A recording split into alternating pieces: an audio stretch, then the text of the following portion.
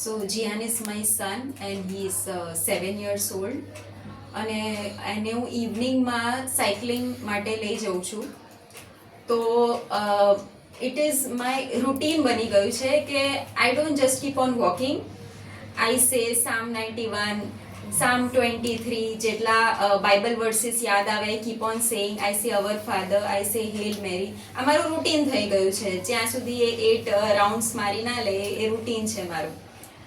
Every day હું આવું બોલતી હતી અને એના પછી I was feeling so nice. એટલું સારું લાગે છે. Jesus is very near to me. એકલી નથી ચાલતી હું, એ મારી જોડે ચાલે છે એવું ફીલ થાય. એન્ડ એક ટાઈમ એવો થયો કે one day it was like આવી રીતે જ હું બોલતી હતી સામ 91 અને ઇટ વોઝ લાઈક જીયાન સાયકલ લઈને ટર્ન જ લેતો હતો અને સામ 91 બોલતી હતી હું અને જીયાન ટર્ન જ લેતો હતો અને ઉપરથી એક હેવી પેલું વાસણ હોય ને આટલું મોટું તગારા જેવું એ ઢમ દઈને પડ્યું.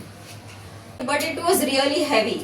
એ વાસણ જે હતું એ બહુ જ હેવી હતું અને એટલે મને ડેવિલ વોઝ ડરાવતું હતું કે આ સામ 91 બોલવાનું બંધ કરી દે. આટલા જોયા પછી તે કન્ટિન્યુ કમ્પ્લીટ થાય દેટ એના પછી મને થોડો ડર લાગ્યો તો આઈ સ્ટાર્ટેડ સામ 23 again.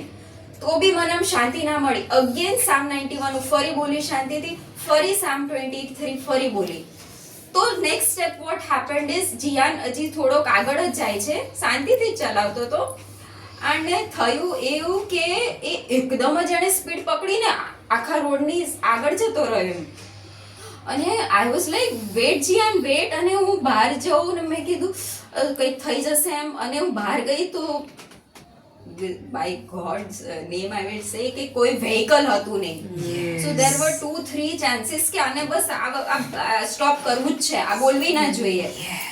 I said no, I will not. I will not. Praise the Lord.